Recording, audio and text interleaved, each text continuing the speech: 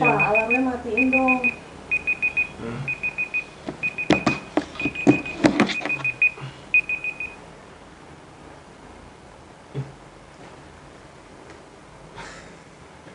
Ma, lihat deh, grup SMA ngirim ini masa. Kamu kena pasal 473.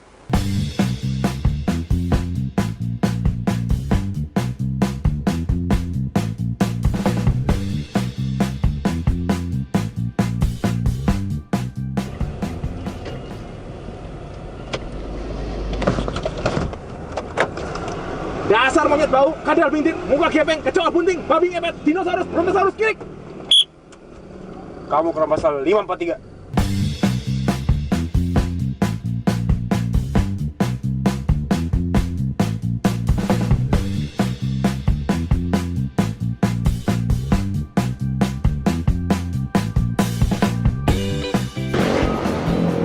Mas, bantuin mas.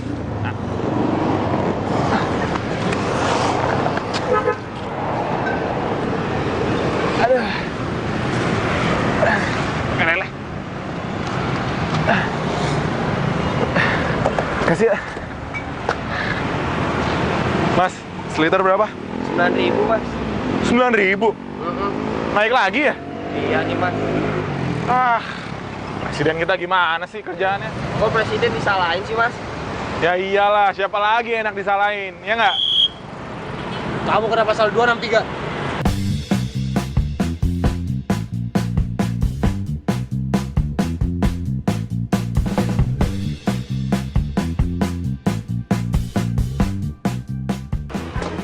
Isi mas, kondomnya ya?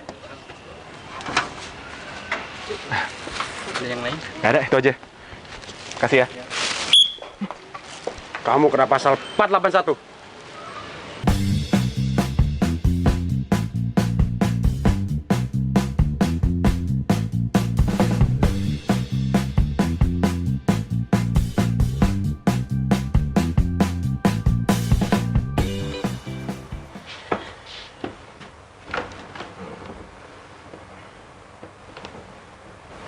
Hari ini aneh banget deh.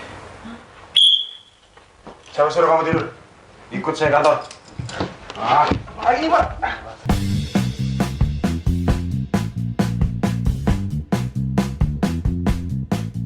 Esok itu bukan fiksi. Bisa jadi kisah itu saya, kamu, atau kita. Seluruh pasal itu ada dalam rancangan KUHP, sebuah kitab undang-undang hukum pidana yang mengikat seluruh bangsa Indonesia. Itu hanya sebagian kecil dari total 786 pasal. Beberapa rumusan tindak pidana yang sangat luas dalam RKUHP dikhawatirkan akan memberangus kebebasan dasar kita sebagai warga negara, termasuk menjadikan para pengkritik menjadi seorang kriminal yang dapat dikirimkan ke penjara dalam waktu yang lama. Saat ini, RKUHP sedang dibahas di DPR. Sebuah pembahasan yang tidak main-main karena permasalahannya sangat kompleks.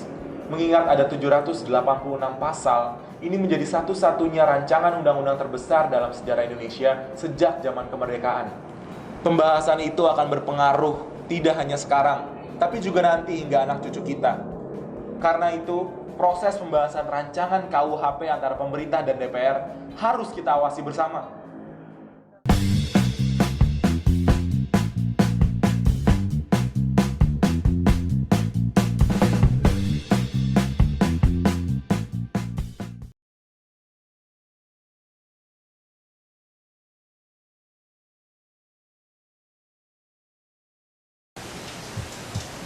Selamat pagi teman-teman.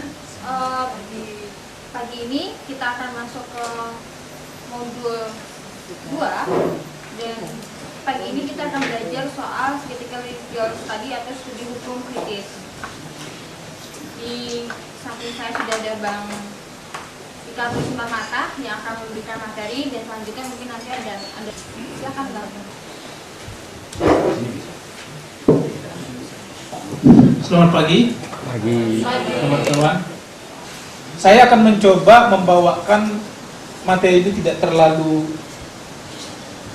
teoritik, makanya di bagian akhir dari makalah kecil yang saya tulis, mungkin saya tidak tahu apakah dari segi rekan-rekan sudah membaca ini. Saya sendiri sebenarnya baru mengirim tadi malam karena baru kemarin bikin makalahnya, makanya masih ada beberapa ketik di sana sini. Di bagian akhir tuh saya coba kaitkan topik ini dengan dunia kepengacaraan. Mudah-mudahan pas, dan saya justru nanti mengajak pada bagian itu kita banyak diskusi. Sebelum saya mulai ke topik bahasanya, jadi ada 4 hal yang mau saya sampaikan dan nanti kita coba diskusikan. Pertama itu soal CLS, Critical Legal Studies, dan para pendahulunya. Kedua, topik soal tesis-tesis utama yang dikemukakan oleh CLS ini. Yang ketiga, ya, supaya saya tidak terkesan mempromosikan, mengiklankan CLS, saya juga menyampaikan sejumlah kritik yang dialamatkan untuk CLS. Yang terakhir, nah ini yang saya bilang tadi, kalau CLS dihubungkan dengan profesi kepengacaraan, kira-kira bagaimana angle diskusinya ini? Pada tataran kerja-kerja praktis, advokasi, pendampingan, apa yang bisa dipakai dari CLS ini? Ada 4 bahasan. Nah, sekarang kita ansur satu persatu.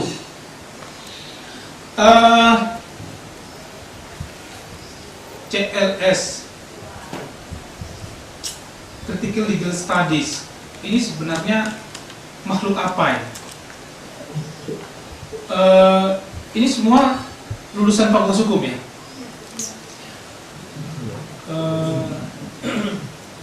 Tanpa bermaksud membawa ke dunia lama,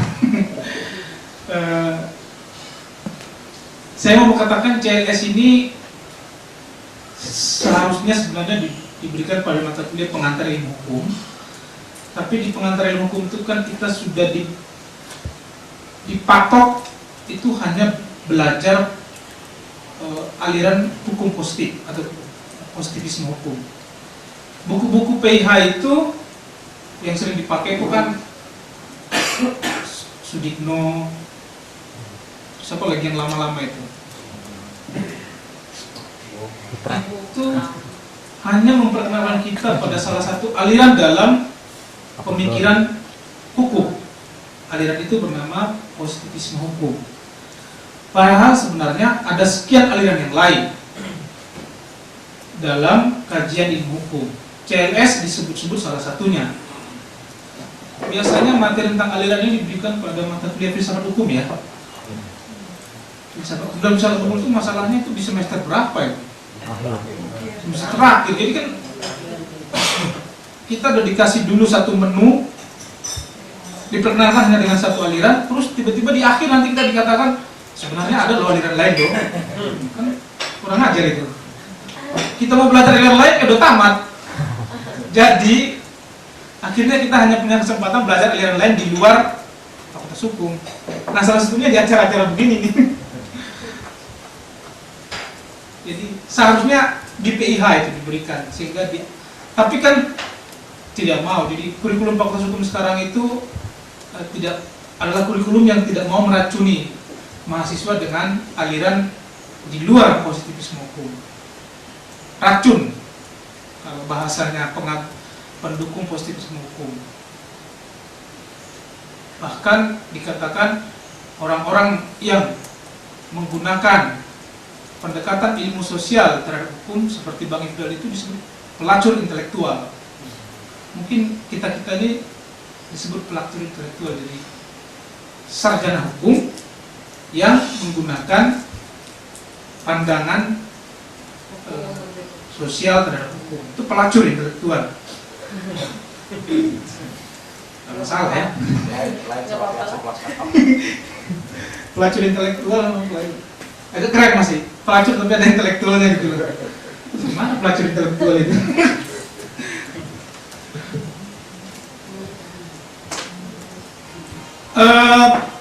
CLS ini saya tidak akan banyak bicara soal setting sosial yang melatari tumbuhnya aliran ini. Ya sebelum saya di situ soal aliran tadi. Jadi dia hanyalah salah satu aliran dalam pemikiran ilmu hukum.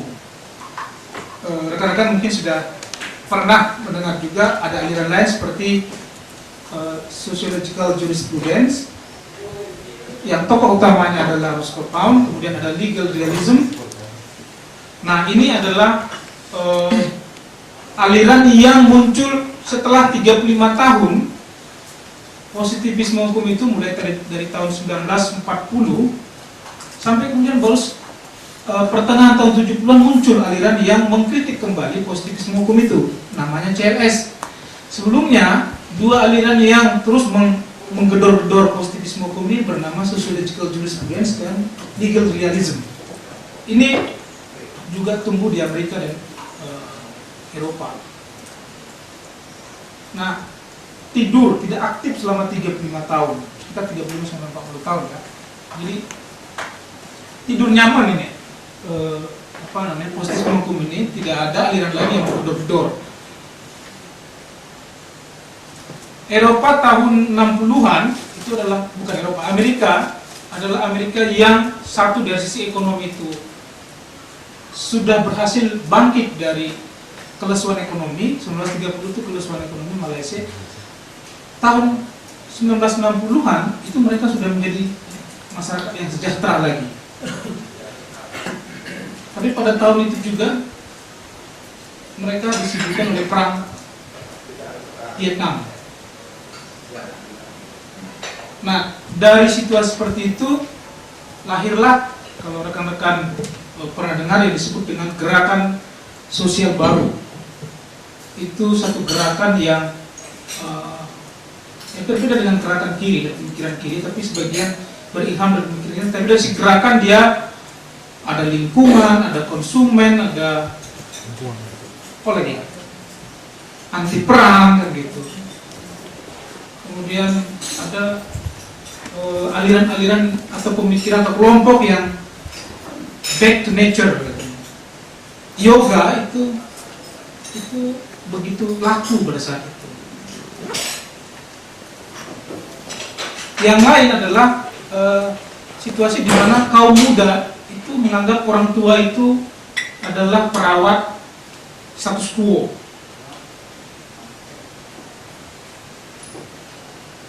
Nah, dalam situasi itulah critical legal studies lahir. Sebelumnya ada situasi di mana ilmu-ilmu sosial yang mendukung modernisme itu dikritik. Dan CLS atau pemikiran itu kemudian tanpa bisa dielakkan masuk ke wilayah kajian hukum, dan disitulah CLS tumbuh. Nah, ini sebenarnya gerakan yang besar di Amerika Serikat sebenarnya, cuman berkembang ke Eropa dan di Prancis gitu, tapi dia besar di Amerika Serikat, dan makanya itu mempengaruhi aliran ini. Pengaruhnya pertama, kalau nanti kita lihat penjelasan berikutnya, Amerika Serikat ini kan bersistem common law ya. Jadi kasus-kasus yang digunakan itu pengadilan di sini. Jadi hampir tidak ada, bukan hampir tidak ada, sedikit sekali diskusi mengenai legislasi. Yang banyak adalah soal pengadilan. Nah, yang kedua, karena dia lahir di Amerika, maka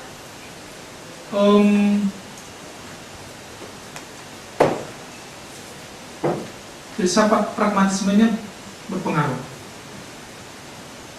Nah, itu soal latar belakang. Berbeda dengan aliran sociological jurisprudence tahun 1920 itu lahir pada saat Amerika Amerika belum mengalami Malaysia. Legal realism 1930, Amerika baru mengalami kelesuan ekonomi. Nah, itu dua pendahulu dari CLS. Karena itu, kalau bicara atau diskusi mengenai CLS,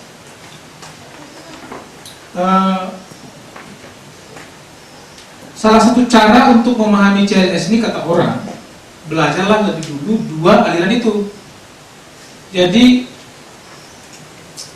tanpa memahami dua aliran itu, maka akan susah memahami CLS.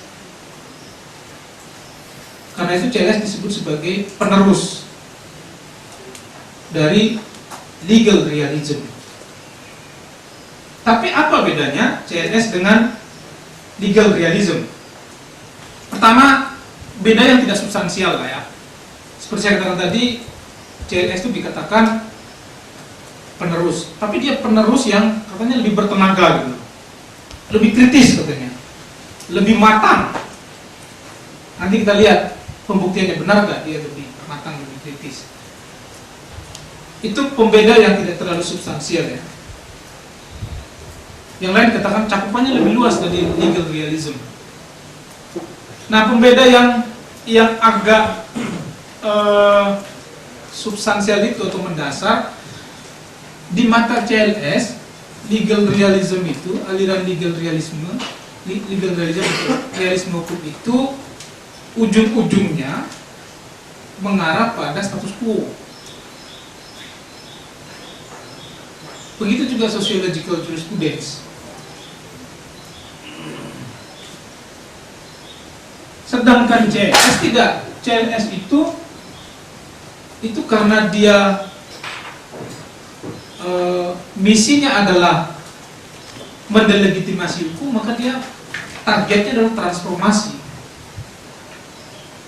Dia bahkan menolak reformasi, dia menargetkan transformasi. Nah, legal realism itu sama sociological jurisprudence dikatakan status quo karena begini. Mereka kan memang dua aliran ini kan mengkritik ya. Salah satu kritik besar mereka itu yang kemudian diteruskan oleh CLS adalah dia menghantam salah satu jantung doktrin dari positivisme hukum itu. Doktrin itu bernama rasionalitas formal, formal rationality. Rasionalitas formal itu adalah satu, sebenarnya itu cara berpikir atau nalar berpikir. Rekan-rekan sebagai pengacara pasti sadar banyak menggunakan itu. Sekarang struktur pledoi putusan hakim sampai struktur perundang-undangan sekarang itu sebenarnya derivasi dari logika atau nalar rasionalitas formal itu. Nah, ini adalah nalar yang mengatakan bahwa kesimpulan bisa didapat dengan cara kenali masalahnya, setelah itu kenali doktrin hukum, presiden hukum, kemudian normanya, kemudian langkah ketiga aplikasikan. Aplikasikan di situ termasuk putusan.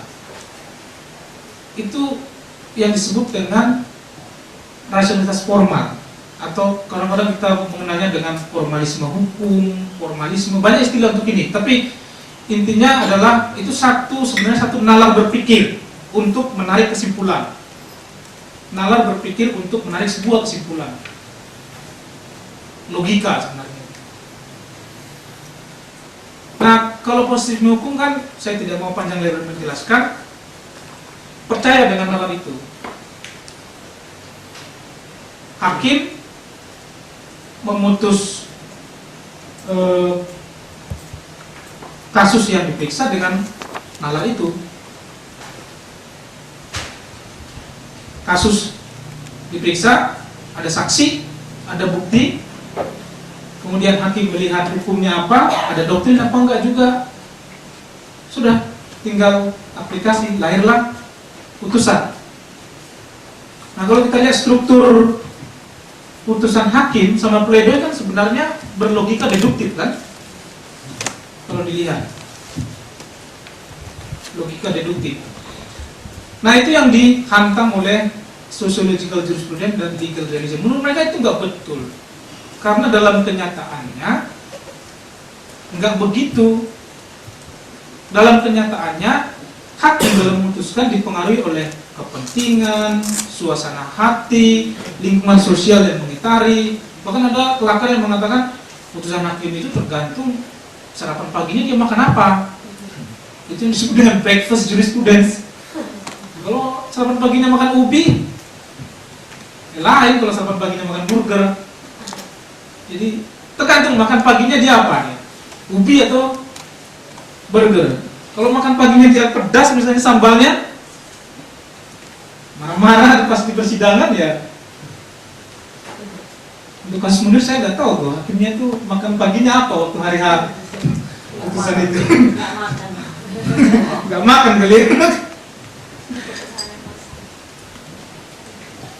Nah begitu kata legal realism dan sociological students untuk mengcounter pemikiran positivisme hukum. Tapi sekalipun mereka menghantam, karena filsafat mereka itu sebenarnya pragmatisme kan. Pragmatisme itu satu filsafat yang mengatakan ucapan, tindakan itu harus dihubungkan dengan faedahnya apa gitu.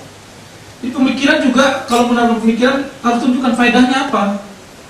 Nah, karena dipengaruhi oleh itu, maka sociological jurisprudence dan legal realism itu dia nggak mempersoalkan mengenai sistem atau struktur, sehingga dia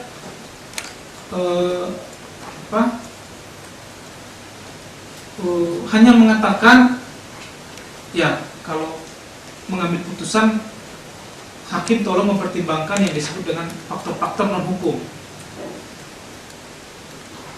Tolong itu dipertimbangkan. Nah, jadi dia tidak menggoyang struktur di situ. Nah, itu perbedaan mendasar. Selain perbedaan yang tidak mendasar yang saya katakan tadi.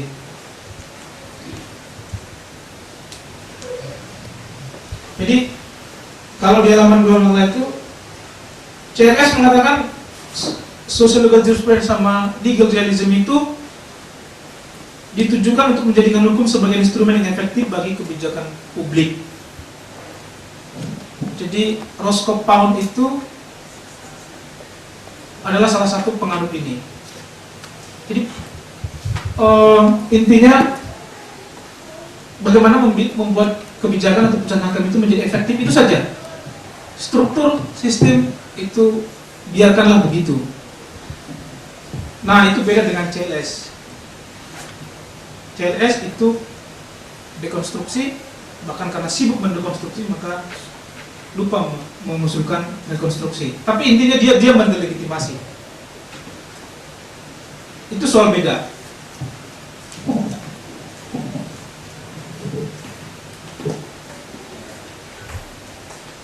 Kalau ada yang mau ditanyakan sembari saya ini, silakan saja. Saya pikir lebih baik begitu. Gimana? Lanjut atau lanjut ya? Nah, sekarang setelah latar belakang, kemudian bedanya dengan dua aliran sebelumnya, kita masuk ke soal apa sih sebenarnya yang dikemukakan oleh CLS ini.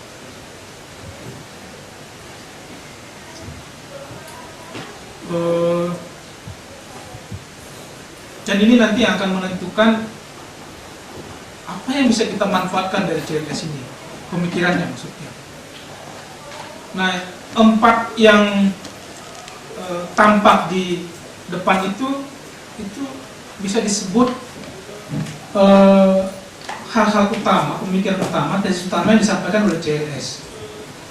1, karena dia penerus dari legal realism dan sociological jurisprudence, maka dia lagi-lagi mengulangi kritik terhadap nalar rasionalitas formal, tapi dia menambahkan satu penjelasan yang menghubungkan hukum dengan politik. Jadi kalau sociological jurisprudence sama legal realism itu hanya menghubungkan hukum dalam hal ini putusan hakim dengan kepentingan hakim, suasana hati hakim. Tapi CLS ini sudah menghubungkan hukum dengan politik, bahkan ideologi. Jadi menurut CLS, hukum itu sama dengan politik. Jadi dia sama dengan politik. Kenapa? Karena hukum itu atau putusan dalam bahasa CLS itu sebenarnya dideterminasi oleh politik. ya dalam kehidupan kita gampang sekali lah rekan-rekan bisa melihat. Dan kalau kita masuk ke Indonesia yang sistemnya civil law, di mana instrumen legislasi itu lebih menentukan dari putusan pengadilan, banyak contoh kan. Yang paling baru soal Undang-Undang Mahkamah Agung. Nah, yang kedua itu, ini yang baru, yang tidak dilakukan oleh dua aliran sebelumnya, itu kritik terhadap liberalisme hukum, legal liberalism. Apa ini legal liberalism? Ya awalnya dari liberalisme. Liberalisme itu satu pemikiran yang mengutamakan kebebasan individual yang jelas ya.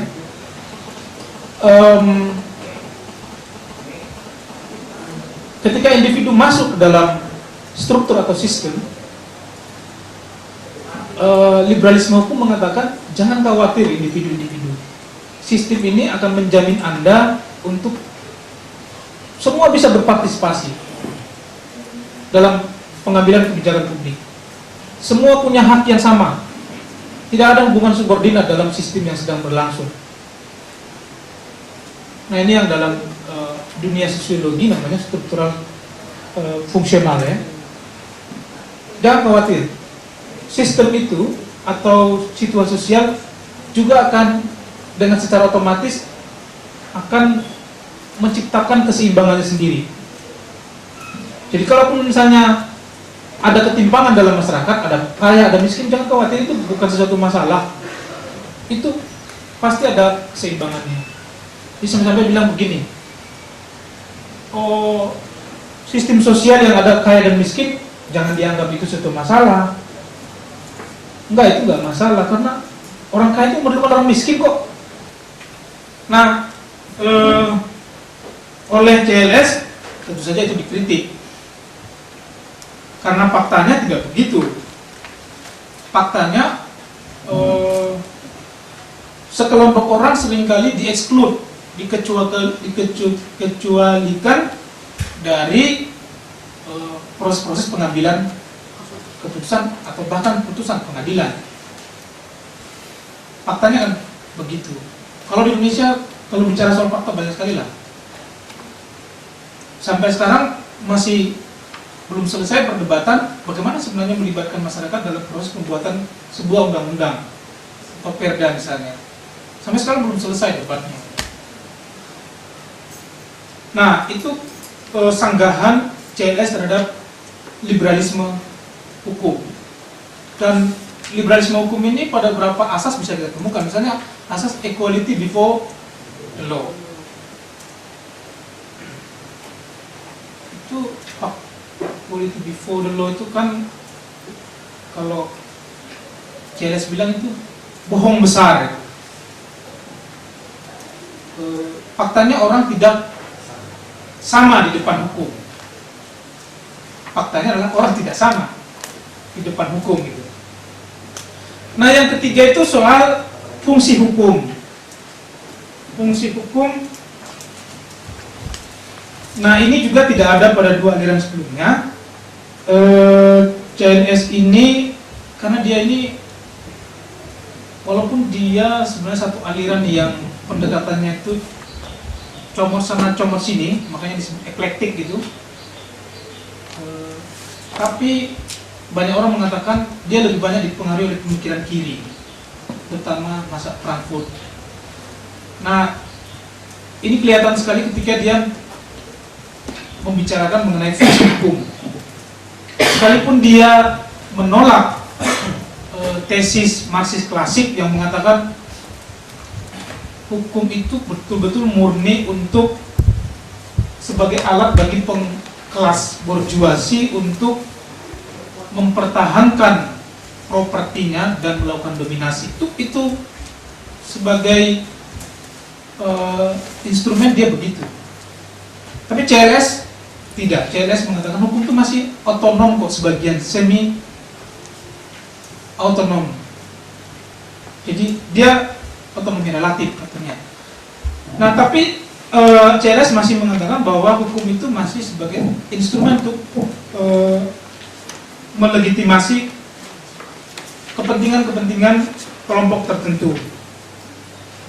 Nah, pada soal ini dia meminjam pemikiran Gramsci yang mengajukan mengenai hegemoni. Nah, dia menempatkan hegemoni itu sama dengan satu istilah lagi yang namanya dengan reifikasi. Itu adalah dua alat untuk mendapatkan yang namanya legitimasi. Nah, legitimasi dalam ilmu hukum tidak dikenal, legitimasi dikenal apa enggak ya? Sebenarnya istilah sosiologi, politik. Kalau orang disebut legitimate katanya, kan sering orang sebut legitimate. Itu sebenarnya apa ya? Prosesnya. Kalau legalitas, nah kan istilah legalitas itu sah menurut hukum positif. Tapi kalau legitimate itu diterima. Ya itu legitimasi. Nah, legitimasi itu oleh CLS dikatakan dicapai dengan dua cara. Satu, reifikasi. Reifikasi itu kita ini sebenarnya nggak sadar atau tidak sadar kita ini sebenarnya sedang ikut melanggengkan atau merawat sebuah sistem tanpa sadar. Gitu. Misalnya kalau di masyarakat yang banyak tinggal di sekitar hutan, itu kalau mereka ditanya kan, hutan itu hutan siapa Pak? Ada di belakang kampung, saya di belakang kampung, itu hutan negara. Gitu. Itu kan sudah sampai pada level verifikasi itu. Dia secara tidak sadar memberi dukungan kepada sistem perundang-undangan hutanan. Itu hutan negara. Karena itu yang punya hak di situ adalah negara. Gitu. Jadi perilaku, cara berpikir itu memberikan penguatan kepada sistem yang berlaku.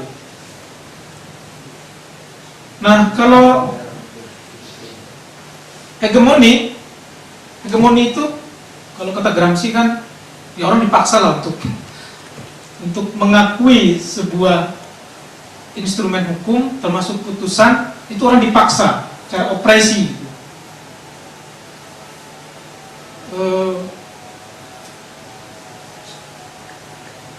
Banyak kan petani, nelayan dipaksa untuk menerima, kalau sekarang perkebunan sawit misalnya, ya setelah kehutanan ya HPH, sekarang tambang dan sawit lah yang paling banyak melakukan opresi ya.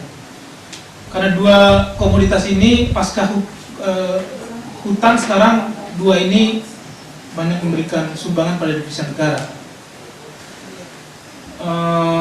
Nah, kejadian di lapangan itu yang terjadi adalah hegemoni. Jadi orang dipaksa untuk menyetujui. Dan dipaksa itu bisa jadi mulai fisik sampai cara-cara non fisik gitu ya. Nah, CLS mengatakan ya itulah sebenarnya fungsi hukum sebenarnya. Jadi tidak benar bahwa kalau positivisme hukum itu bilang hukum itu, kalau positivisme hukum itu bilang hukum itu fungsinya apa? Ketertiban, kepastian hukum, terus alat untuk menyelesaikan konflik. Apalagi dihubungkan dengan liberalisme hukum tadi, tidak ada dominasi kalau menurut liberalisme hukum, tidak ada subordinasi. Yang ada adalah semua orang punya kesempatan yang sama.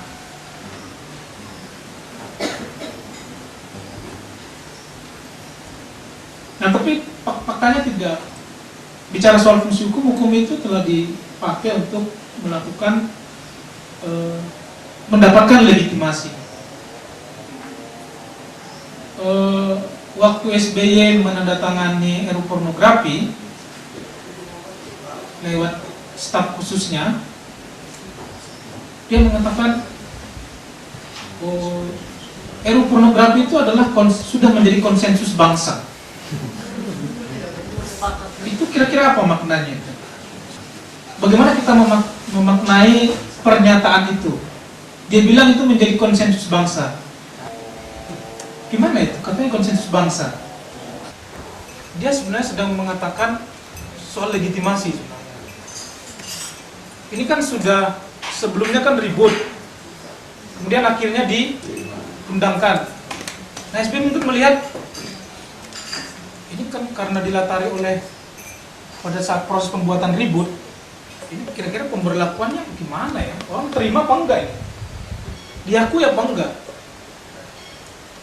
Nah, untuk meyakinkan dirinya, dia harus menciptakan satu statement yang arahnya mengajak orang mengakui, menyetujui. Karena itu dia hubungkan dengan bangsa.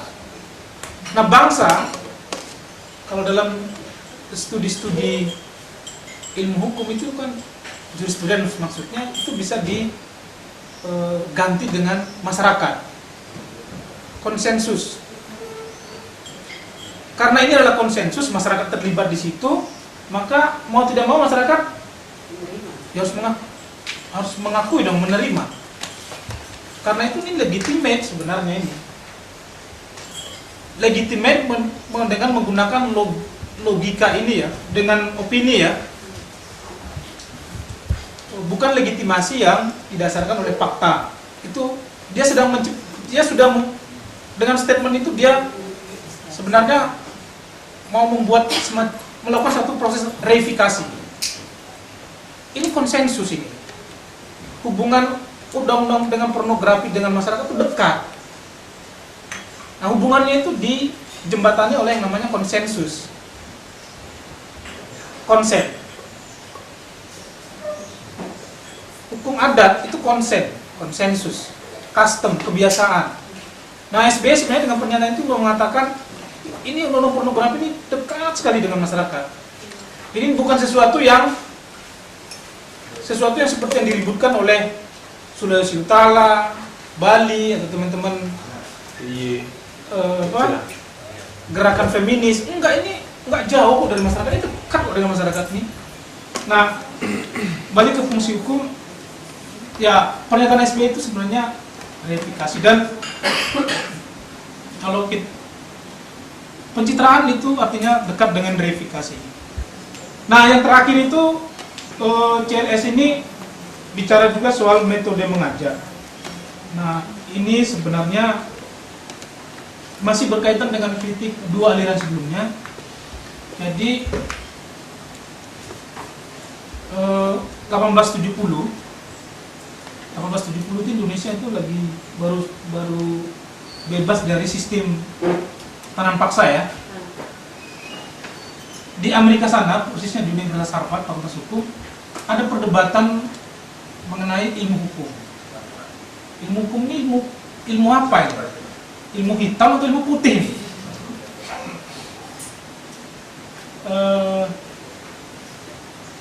Langdell itu dekan Fakultas Hukum waktu itu bilang ilmu hukum itu ilmu eksak.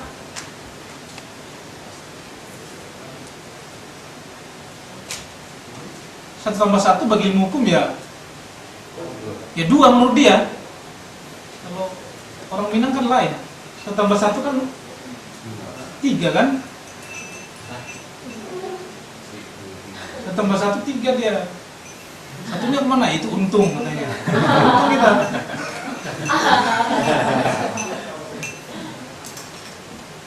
Kalau 1 tambah 1 2 ya nggak untung. Kita harus 3 ke 4. Langdell bilang eksak. Nah, eksaknya tadi kasus, hukumnya, putusan.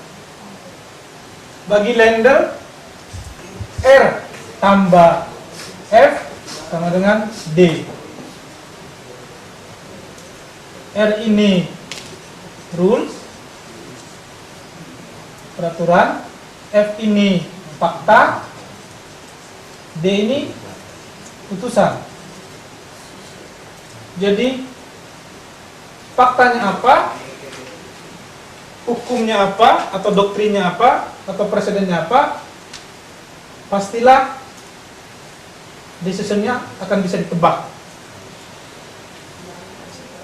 Mau di Papua, mau di Aceh, kalau kasusnya adalah A, ya kan? Kemudian peraturannya adalah B, pasti putusannya adalah C. Gak mungkin enggak. Orang Maluku juga begitu. Hakim yang ada di sana pasti akan menghasilkan C. Kalau kasusnya sama seperti yang terjadi di Papua, di Lampung, atau di Jawa Barat misalnya. Karena itu menurut Lengdel, hakim itu nggak perlulah hakim itu mempertimbangkan perasaan, suasana hati, lingkungan sekitarnya, cukup dia tidak ubahnya seperti orang yang bekerja di laboratorium. Kalau orang di laboratorium itu kan yang dia pakai dan amati itu kan benda mati, benda yang tidak berkomentar, tidak punya jiwa, tidak punya motivasi, tidak punya hasrat katanya. Kalau positivisme hukum, misalnya kalau kasus Akbar dulu misalnya kan, banyak pejabat bilang masyarakat nggak usah khawatir lah, hukum akan bekerja. Kan sering kalimat itu dipakai kan, hukum akan bekerja. Kita serahkan pada pengacara itu. Oh, itu makhluk yang paling sering mengucapkan kata itu. Nah, Lengdel waktu perdebatan mengenai itu dia bilang ilmu hukum itu mestinya begini. Karena itu orang lalu bilang kalau gitu ilmu hukum itu ilmu atau teknik atau keterampilan. Kalau ini kan keterampilan aja. Nah, inilah yang dikritik oleh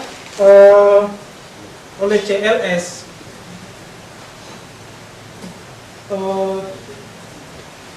Temannya Lengdel, namanya Llewellyn itu sarjana hukum, tapi dia menggunakan perspektif antropologi dalam penelitiannya. Nah, Llewellyn itu mengatakan enggak begitu.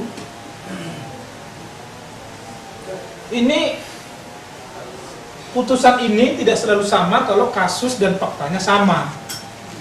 Karena seperti saya katakan di awal tadi, hakim itu dipengaruhi oleh perasaan, kepentingan, dan faktor-faktor yang lain.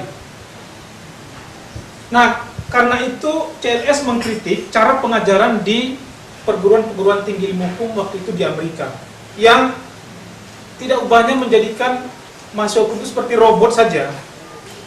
Nah, tadi itu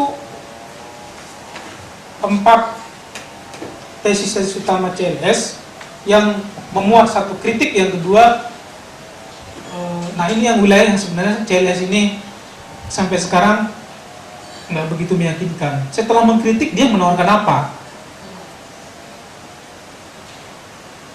Kalau kita lihat penjelasan dari 4 tadi kan kelihatannya kan nggak ada nuansa menawarkan kan? Kerjanya ngebongkar aja. Itu mungkin karena pengaruh postmodernisme juga.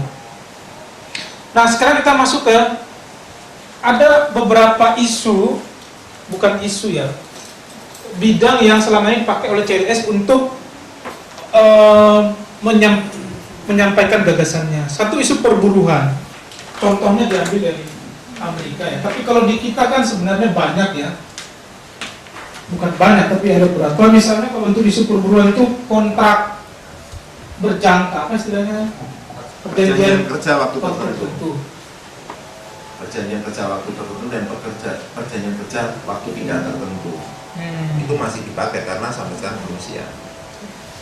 Walaupun ada Undang-Undang Nomor 21 tahun 2000, Undang-Undang Nomor 13 tahun 2003 ini kan sebenarnya sebagian besar masih memakai undang-undang lama tahun 1800-an atau 1900-an. Nah iya, jangka waktu tertentu itu kan termasuk outsourcing. Itu kalau lihat ketentuan-ketentuannya kan lebih banyak menguntungkan perusahaan kan. Kontrak kerja itu bisa berat sebelah gitu loh antara pengusaha sama pekerja. Nah, oleh CLS itu dianalisis seperti itu. Dan karena dia di Amerika, ya memang contoh yang dia pakai adalah undang-undang perburuan di Amerika. Nah, yang kedua itu hukum kontrak. Saya juga tidak terlalu mengerti sebenarnya ulasan mereka mengenai hukum kontrak ini, tapi intinya dia mengatakan begini, hukum kontrak itu juga dipengaruhi oleh perkembangan sistem ekonomi. Nah, masuk abad 20, kontrak itu sudah dipengaruhi oleh semangat yang namanya negara kesejahteraan. Kontrak sudah banyak dipengaruhi juga oleh intervensi pemerintah, misalnya yang bekerja untuk memproteksi yang namanya kesejahteraan. Jadi misalnya dalam kasus perburuan, itu kalau Indonesia mengklaim dirinya negara kesejahteraan, mestinya kontrak itu pemerintah juga harus masuk untuk kepentingan ada yang namanya kesejahteraan ini, kepentingan kesejahteraan. Jadi nggak boleh dibebaskan karena si pengusaha itu pun lebih kaya gitu, dia akan menguasai si kontrak. Pemerintah mestinya masuk di situ. Nah, yang lain sebenarnya yang menyulitkan juga CLS ini, dia belum sampai membantu kita menawarkan satu tawaran pada yang levelnya prosedur, teknik, dan format. Misalnya ya, prosedur beracara misalnya. Bisa nggak CLS menawarkan satu prosedur lain yang memungkinkan kelompok-kelompok yang kecil itu bukti-bukti yang disampaikan dipertimbangkan dan akhirnya misalnya menang misalnya. Yang kedua, soal prosedur itu kan kemudian berimplikasi pada format putusan sidang sama pledoi kan. Setiap kali diskusi soal ini mungkin masukan juga buat LSAM, aliran ini karena kerjanya membongkar dan kalau dipakai untuk kasus Indonesia seperti tidak ada manfaat gitu loh. Kalau mau dilunakkan lagi membuat makin pesimis misalnya gitu ya. Memang kalau untuk menyusun pledoi misalnya kemudian berargumen di persidangan, perspektif ini bisa digunakan. Tapi lebih jauh dari itu dia sulit. Nah karena itu kalau bicara dari sumbangan teori atau konsep yang disebut-sebut dengan penyelesaian alternatif itu sebenarnya jauh lebih konkret. Itu jauh lebih konkret, maksudnya itu profesi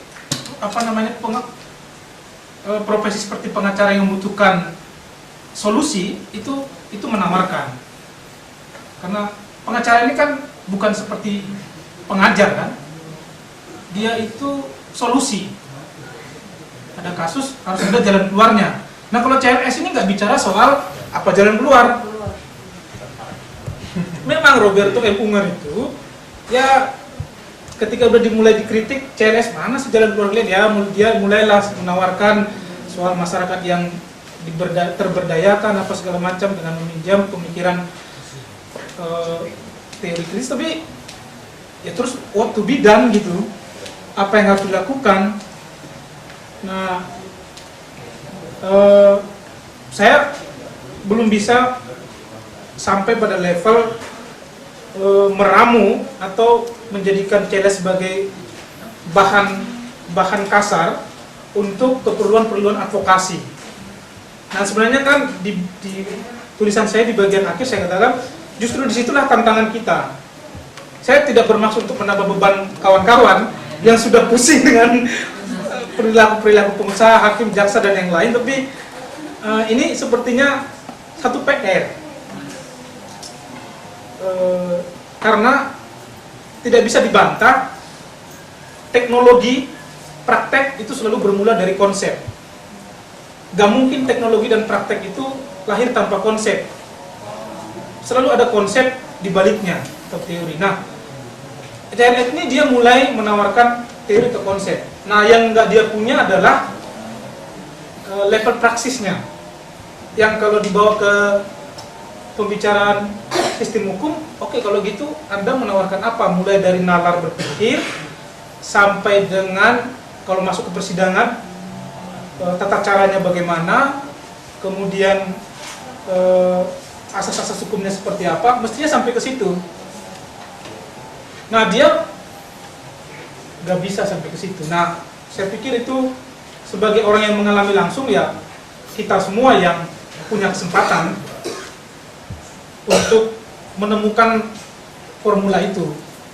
Tapi ini dengan asumsi juga kita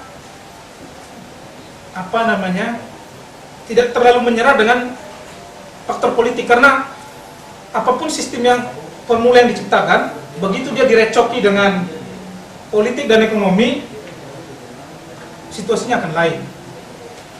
Terima kasih. Terima kasih.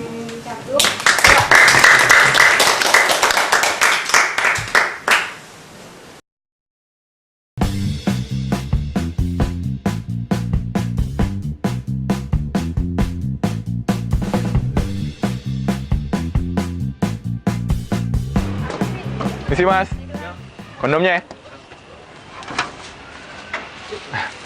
Ada yang lain? Nggak ada, itu aja. Kasih ya.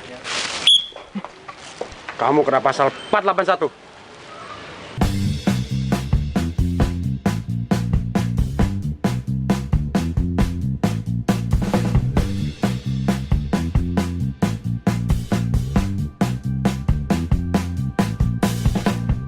Esok itu bukan fiksi.